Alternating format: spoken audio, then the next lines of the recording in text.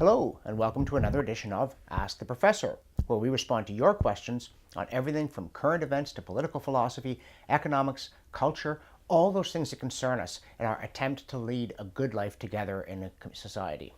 All right, here's a question from Bill. He's asking, how will or should the election of Donald Trump in the U.S. affect our government policy concerning economic and environmental decisions?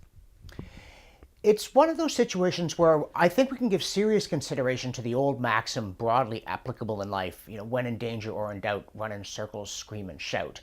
Look at the election of Donald Trump, regard this as an eccentric and possibly disastrous thing for the Americans to have done, and then dramatically change course ourselves and see if we can't be inspired by panic to some gross policy misadventure. I'm kidding here, but I'm only kidding slightly. In a very real way, my reaction to the election of Donald Trump is we shouldn't change our policy because Donald Trump is president of the United States. If he does something obnoxious that particularly infringes on Canadian interests, then we should attempt to convince him, or better yet, the Congress, to reverse it. But the main idea when it comes to government policy is to figure out what you ought to be doing and do it. And don't get blown off course by the decisions of other countries, whether they do something wise or something foolish. And let me illustrate this with regard to trade. You know how an enormous amount of effort is expended negotiating trade treaties, and they spend a decade doing it, which is, you wonder what they're doing for 10 years. It shouldn't be that hard. You mean the Conservatives under Stephen Harper here? That's certainly Right. part of it. In the Trans-Pacific Partnership, I don't think it was just them, and then the thing got scrapped anyway. But why don't we just have a sensible trade policy ourselves? And people think sometimes, well, the problem is that protectionism is good. If you can get high tariffs and beat up the foreigners' rotten stuff and get your own stuff swaggering around the world, that's great. But everybody does it, so it's like negotiating arms control. We each have to agree to lay aside this pursuit of unilateral advantage. But the thing about protectionism is it doesn't bring you unilateral advantage, it brings you unilateral disadvantage. Whether or not you can say the word unilateral on camera. Because when you impose a tariff, when you make imports more expensive, what you do is you penalize your own consumers. You make your people pay more for something. They say, oh yeah, but then they're gonna buy domestic. Well, sure, but they're gonna pay more for less value.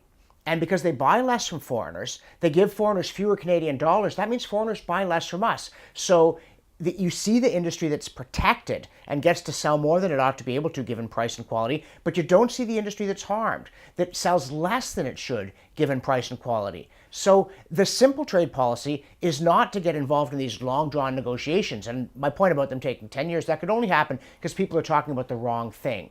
When people are talking sensibly, it doesn't take them 10 years to reach an agreement on anything.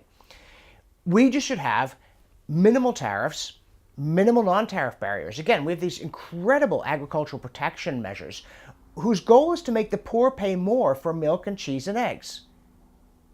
Now, nobody could stand up and advocate that as a policy, but look, farmers of Canada. So we're basically going to rip everybody off in order to benefit a small group who will then be encouraged to be inefficient and rely on government, not on consumers, for their well-being, which in the end makes them worse off. I have friends who are farmers. I like farming, don't get me wrong, but I don't like farming the government. I like farming the field. And so when it comes to a whole bunch of things, probably Donald Trump is going to push us to spend more on defense, but that's something we ought to be doing anyway. It isn't safe not to have a proper defense establishment, and we don't. We're around 1% of GDP, which is far too little. It's also not honorable. So in a very real way, we should just do the things that we ought to be doing, whether the United States elects Donald Trump or whether they elect Hillary Clinton. It shouldn't be a big deal to us. Our foreign policy is not made in Washington. Our domestic policy is not made in Washington. It should be made in Ottawa, and it should be made a lot better than it is. But it should be made because of what's right, what makes for sound economics, what makes for sound social policy, what makes for sound national security policy. And we hope other people also get theirs right, but let's get ours right, because that's what we can control. We're supposed to have the courage to change the things we can, the wisdom to accept the things we can't, and the intelligence to know the difference. Let's do that and make the best policy we can in Canada, Trump or no Trump. All right, then. Thanks for that, folks. If you would like to play along and ask your question of the professor, the URL on your screen will take you to a page where everything is explained. Thanks, and see you next time.